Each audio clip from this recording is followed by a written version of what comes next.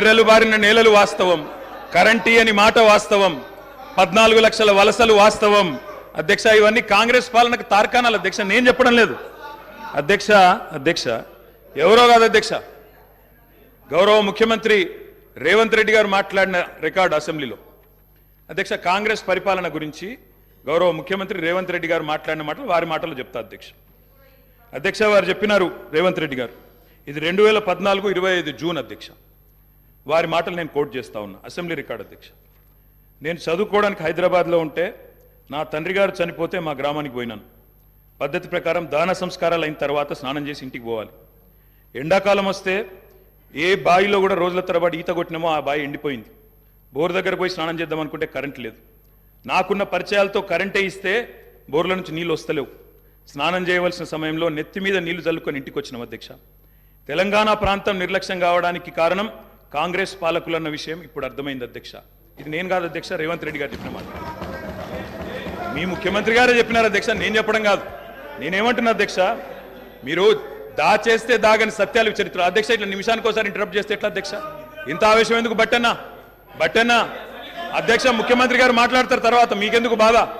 బట్టి గారు ఇంత బాధపడితే కష్టం. ఇందిరమ్మ పాలన గురించి రేవంత్ రెడ్డి గారు చెప్పిన మాట ఇది. ఇంకా చాలున్నాయి రేవంత్ రెడ్డి గారు చెప్పిన మాటలు, చెప్పమని చెప్తా అధ్యక్ష. This is not right sir అధ్యక్ష, you have to come to my rescue. This is not right అధ్యక్ష. ఇదేం అధ్యక్ష, సీఎం గారు సమాధానం చెప్తారు అధ్యక్ష. గౌరవ కేటీఆర్ గారు ఎన్నిసార్లు ఇస్తారు సార్? మరి మేము కూడా లెక్క చూడాలా? 39 మందికి అధ్యక్ష, మనం తెలంగాణ రాష్ట్ర శాసనసభలో మాట్లాడుతూ ఉన్నాం.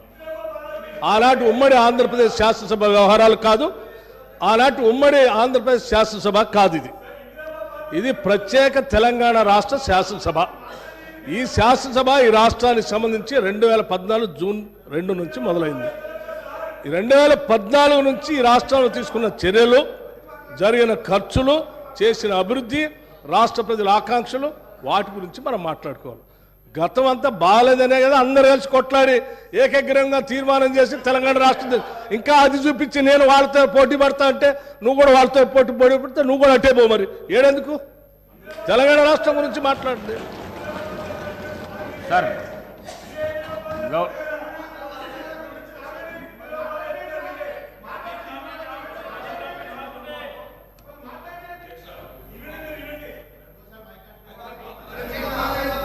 అధ్యక్ష, మాట్లాడండి అధ్యక్ష. ఇందిరమ్మ పాలన అంటే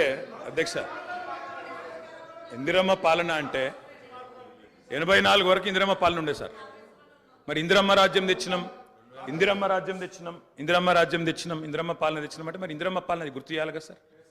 ఇందిరమ్మ పాలనలో గంజి కేంద్రాలు ఉండేది గుర్తు చేయాలి, ఇందిరమ్మ పాలనలో కరెంటు లేనిది గుర్తు చేయాలి, ఇందిరమ్మ పాలనలో నిర్బంధాలు గుర్తు చేయాలి, ఇందిరమ్మ పాలనలో నియంతృత్వం గుర్తు చేయాలి, ఇందిరమ్మ పాలనలో ఎమర్జెన్సీ రోజులు గుర్తు చేయాలి, ఇందిరమ్మ పాలనలో ఆర్టికల్ 365 ఎట్లా యూజ్ చేసి ప్రజాస్వామికంగా ఎన్నుకున్న ప్రభుత్వాలను రద్దు చేసినో గుర్తు చేయాలి, ఇందిరమ్మ పాలనలో ఎట్లా ముల్కీ రూల్ను తుంగలో దొక్కినో గుర్తు చేయాలి, ఇందిరమ్మ పాలనలో ఎట్లా రాష్ట్ర ప్రభుత్వాలను ఒక నియంతలాగా శాసించినో గుర్తు చేయాలి, ఇందిరమ్మ పాలనలో ఎట్లా ఇంటింటికి తాగునీళ్ళు ఇవ్వలేని దుస్థితులను గుర్తు చేయాలి, ఇందిరమ్మ పాలనలో ఎట్లా అయితే గరీబీ హటావో అని నినాదం ఇచ్చి మర్చిపోయినో గుర్తు చేయాలి. రాజశేఖర్ రెడ్డి గారిని గుర్తు చేసుకున్నప్పుడు, కిరణ్ కుమార్ రెడ్డి గారిని గుర్తు చేసుకున్నప్పుడు వారు తప్పకుండా మేము కూడా అన్ని చెప్పాలి కదా సార్. పోతిరెడ్డిపాడు పొక్కదవి నీళ్లు తీసుకుపోతుంటే హారతులు పట్టిన వాళ్ళ సంగతి చెప్పాలా, హంద్రీనివాకు హారతులు పట్టిన వాళ్ళ సంగతి చెప్పాలా, తెలంగాణకు అన్యాయం చేసిన ప్రతి ఒక్కరి సంగతి చెప్పాలా? కేవలం సెలెక్టివ్గా తలుచుకుంటాం, ఇందిరమ్మ పేరు అవసరం వచ్చినప్పుడు తలుచుకుంటాం, లేకపోతే తలుచుకోమంటే ఎట్లుంటుంది అధ్యక్ష? కాబట్టి తప్పకుండా చెప్పాలా. చరిత్ర అనేది దాస్తే దాగేది కాదు అధ్యక్ష. ప్రగతి భవన్కు పోయి అక్కడ కేసీఆర్ గారి పేరు మీద మట్టి పూయంగానే చరిత్ర మరుగున పడిపోదు అధ్యక్ష. తప్పకుండా వాస్తవాలుగానే ఉంటాయి. వాస్తవం ఏంది అంటే 50 ఏళ్ల గోస తర్వాత కలిసొచ్చే కాలానికి నడిసొచ్చే కొడుకు కేసీఆర్. తెలంగాణ తల్లిని దాస్య శృంఖలాలు తెంచిన కొడుకు కేసీఆర్ గారు అధ్యక్ష. ఇవాళ వారు మాట్లాడినారు, గవర్నర్ గారు, మార్పు మొదలైంది, నిర్బంధం పోయింది అన్నారు. అవును అధ్యక్ష, మార్పు మొదలైంది, నిర్బంధం పోయింది. ఎప్పుడు పోయింది అధ్యక్ష నిర్బంధం? జూన్ 2, 2014 నాడు దాస్య శృంఖలాల నుంచి శ్రీశ్రీ గారు చెప్పినారు అధ్యక్ష, బానిసకొక బానిస అని. దరిద్రం ఏంటంటే అధ్యక్ష, గతంలో మనల్ని పీడించిన వాళ్ళు పోయినారు, కానీ వాళ్ళ పేర్లు తలుచుకునే వాళ్ళు ఇంకా అక్కడే ఉన్నారు అధ్యక్ష. అది బానిసకు ఒక బానిస అంటే కదా అధ్యక్ష. అధ్యక్ష ఇంకొక మాట చెప్పాలి అధ్యక్ష. అధ్యక్ష ఈరోజు గత 10 ఏళ్ళని మాట్లాడుతున్నారు. చెప్తాం అధ్యక్ష. విద్యుత్ సంస్థల గురించి చెప్తాను, ఇంకా చాలా విషయాలు చెప్తాను. మధ్యలో వారే ఇప్పుడు ఒక 15 నిమిషాలు డిస్టర్బ్ చేశారు. మీరు లెక్క రాసుకోవాలి. మీరు కూడా మేము 39 మంది ఉన్నాం, వాళ్ళు 64 మంది ఉన్నారు. మిడిసిపడుతున్నారు అధ్యక్ష. ఎంత అధ్యక్ష తేడా? 1.85% ఓటు మాత్రమే. 1.85%. అధ్యక్ష ఈ రకమైన మిడిసిపాటు మంచిది కాదు. గౌరవ కేటీఆర్ గారు, సబ్జెక్ట్ డీవియేషన్ కాకుండా నేనేం అవ్వలేదు సార్, ఆయన చెప్పిన దానికే చెప్తున్నా. మిమ్మల్ని అక్కడ కూర్చోబెట్టారు అంటే చెప్తున్నా అధ్యక్ష. ఎక్కువ తేడా ఏం లేదు సార్, మిడిసిపాటు వద్దని చెప్తున్నా సార్.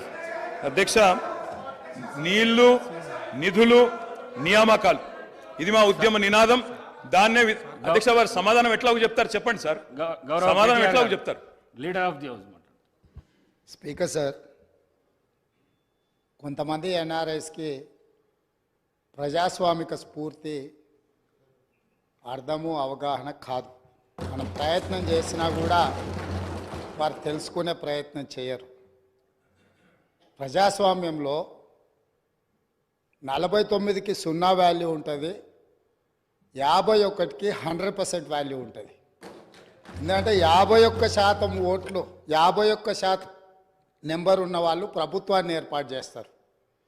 49% ఉన్నవాళ్ళు ప్రతిపక్షంగా కూర్చొని ప్రభుత్వం తీసుకునే పరిపాలనలో నిర్ణయాలను, శాసనాలను సహేతుకంగా విశ్లేషించి సలహాలు, సూచనలు ఇస్తారు.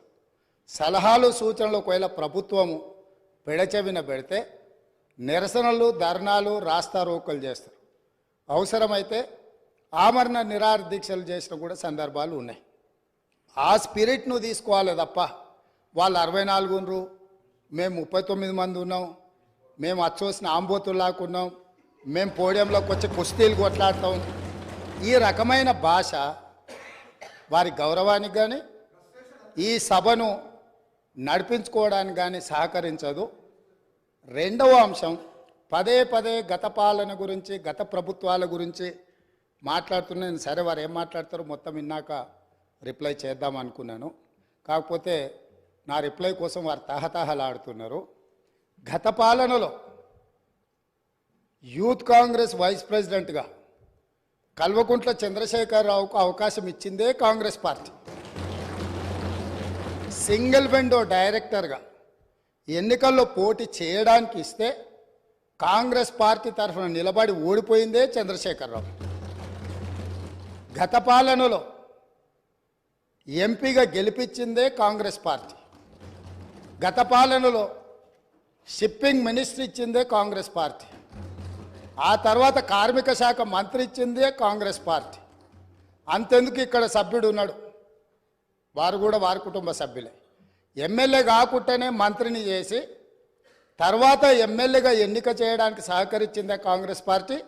ఈరోజు వాళ్ళు ఏ పేరైతే వినోద్ అనుకుంటున్నారో ఆ రాజశేఖర రెడ్డి గారే ఆ మంత్రివర్గంలోనే గత ఆర్థిక శాఖ మంత్రి, సిద్దిపేట ఎమ్మెల్యే గారు ఎమ్మెల్యే పదవి లేకుండా మంత్రిగా ప్రమాణ స్వీకారం చేసిండ్రు. రాజశేఖర రెడ్డి గారి నాయకత్వమే దేశానికి బలమైన నాయకత్వం అని అందులో పనిచేసిండ్రు. మూడవది, పోతిరెడ్డిపాడు పొక్క పెద్దది చేసినప్పుడు కీర్తిశేషులు నాయన్ నరసింహారెడ్డి గారు కడప జిల్లా ఇన్ఛార్జ్ మినిస్టర్. ఆ రోజు కొట్లాడింది పోతిరెడ్డిపాడు మీద కీర్తిశేషులు పి జనార్దన్ రెడ్డి గారు. పోతిరెడ్డిపాడు పొక్క పెద్దది చేసినప్పుడు ఇక్కడ ఉన్నోళ్ళు ఎవరు ప్రాణత్యాగాలు చేస్తామని ఎవరు కొట్లాడలే, ఎవరు మాట్లాడలే.